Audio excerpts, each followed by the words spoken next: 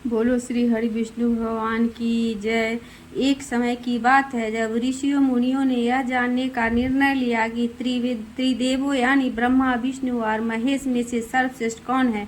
इस बात का पता लगाने की जिम्मेदारी भृगु ऋषि को दी गई। भृगु ऋषि इस बात का पता लगाने के लिए सबसे पहले ब्रह्मा लोग गए और वहां पहुंचकर ब्रह्मा देव की परीक्षा लेने लगे। उन्होंने सीधे क्रोध में पूछा, आपने मुझे प्रणाम क्यों नहीं किया। यह सुनते ही ब्रह्मा देव को गुस्सा आ गया। उन्होंने झल्लाते हुए कहा, क्या एक पुत्र अपने पिता से श्रेष्ठ हो गया है जो मुझे प्रणाम करना होगा। यह सुनने के बाद भृगु ऋषि उनसे कहते हैं कि मैं तो आपकी परीक्षा ले रहा था और आप मुझ पर क्रोधित हो गए।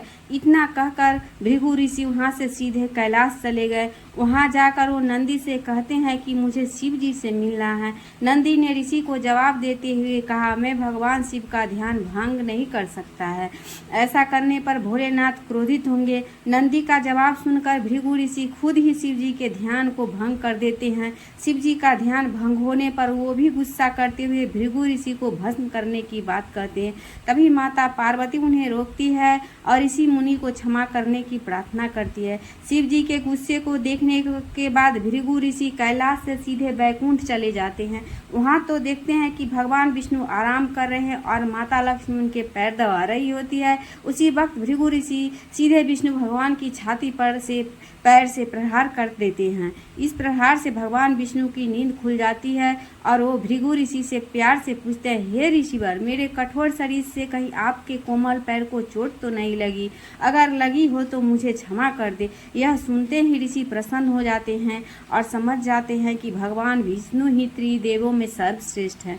माँ लक्ष्मी भी ये सब होते हुए देखती है। वे गुस्से में कहती है, हे नाथ, उन्होंने आपके पैरों से मारा और आप इस तरह प्रेम भाव दिखा रहे हो। क्रोध में वो भगवान विष्णु को छोड़कर बैकुंठ से सीधे धरती पर चली जाती है।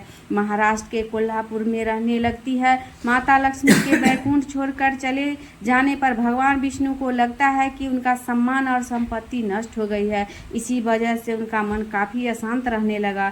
फिर वो माता लक्ष्मी की तलाश में धरती में चले जाते हैं। धरती जाकर भगवान विष्णु श्रीनिवास नामक व्यक्ति बनकर माता लक्ष्मी को ढूंढने लगते हैं। माता लक्ष्मी को ढूंढते ढूंढते वह बेकंठ पर्वत क्षेत्र में स्थित बकुला माई के आश्रम पहुंच जाते हैं। वहां बकुला माई ने उनका आदरपूर्वक स्वागत किया और उन्हें आश्रम में ही रहने के लिए कहा। उस आश्रम में भगवान आराम से श्रीनिवास बनकर रहने लगे। कुछ दिन के बाद वहां एक हाथी आ जाता है जो सबको परेशान कर देता है। यह देख श्रीनिवास धनुष बाण लेकर हाथी की ओर दौड़ते हैं।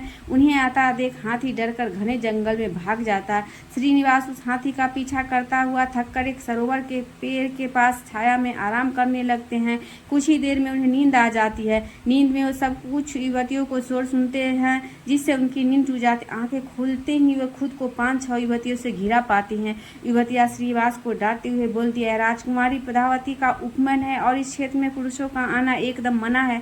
यहाँ तुम कैसे और किस लिए आए हो? श्रीनिवास जवाब दे रहे थे कि तभी उनकी नज़र वृक्ष के पीछे से झांकती राजकुमारी पद्मावती पर पड़ी। वो उसे देखते ही रह गए। कुछ देर में युवतियों को बताते हैं कि मैं एक हाथी का पीछा करती हूँ यहाँ पहुँचा हूँ। मुझे बिल्कुल भी पता नहीं था कि यहाँ पुरुषों का आना मना है। मुझे क्षमा कर दे। इतना कहकर वो बकुला माई के आश्रम लौट जाते हैं। आश्रम लौटने के बाद श्रीनिवास का किसी भी काम में मन नहीं लगता। तब एक दिन बकुला माई उनसे उनकी उदासी की वजह पूछती है। उदास होकर श्रीनिवास पद्मावती के बारे में उन्हें बताते हैं और कहते हैं कि मैं उसके बिना नहीं रह पाऊँगा।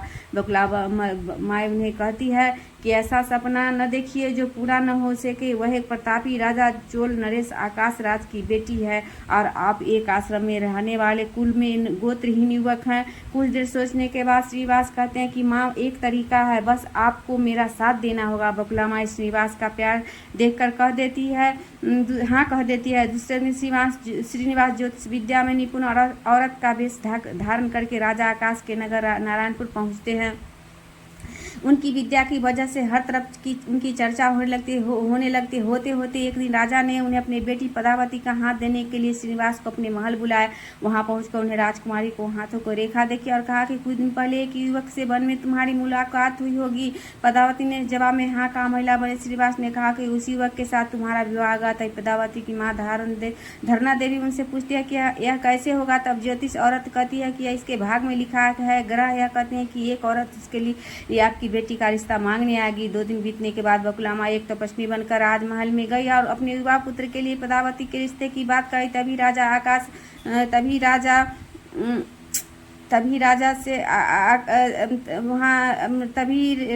श्रीनिवास देवता से पूछते हैं मैं चोनरेश का राजा और पुत्री पद्मावती से शादी करना चाहो तो पर मेरे पास शादी के लिए धन नहीं, मुझे क्या करना चाहिए। इंद्रदेव ने सुनकर कुबेर से कहते हैं कि तुम शादी के लिए इन्हें ऋण दे दो। जवाब में कुबेर बोलते हैं मुझे ऋण देने में कोई परेशानी नहीं, बस यह सुनिश्चित कि मुझे धन वापस कब और किस तरह मिला। तब श्रीनिवास ने कहा आप चिंता न कीजिए कुबेर देव, मैं कलयुग के अंत तक ऋण चुका दूंगा। फिर कुबेर ने देवता को साक्षी मारकर श्रीनिवास को ऋण दे दिया। उन पैसे से पद्मावती से बड़े धूमधाम के साथ शादी करते। तभी उनकी शादी की सूचना लेकर नारद जी कोला पर पहुंच जाते हैं। माँ लक्ष्मी को सारी बात बताते। जैसे ही माता लक्ष्मी को पता चलता है कि विष्णु जी ने श्रीनिवास बनकर पद्मावती से शादी करके वेंकटचल पर्वत पर रह रहे हैं तो वह उदास हो जाती है। कुछ ही देर में वह सीधे भगवान विष्णु से मिलने के लिए वेंकट पहुंच जाती है। वहां देखती है कि पद्मावती बड़े प्यार से श्रीनिवास की सेवा करे। माँ लक्ष्मी से रहा नहीं गया, हो जाता है उन्हें बुलाकर कहने लगती है आखिर मैं तो पद्मावती को बताती हूँ कि श्रीनिवास नहीं बल्कि मेरे पति विष्णु ने, तुमने इसे कैसे विवाह कर लिया। फिर माता लक्ष्मी और पद्मावती के बीच बहुत देर तक वाद विवाद होने लगा। ये सब देखकर श्रीनिवास को बहुत दुख हुआ। वो वहां से थोड़े पीछे हटकर एक पत्थर की मूर्ति बन जाते हैं। माता लक्ष्मी और पद्मावती दोनों यह देखकर बहुत परेशान हो जाती है और कहती है कि अब श्रीनिवास किसी के नहीं रहे।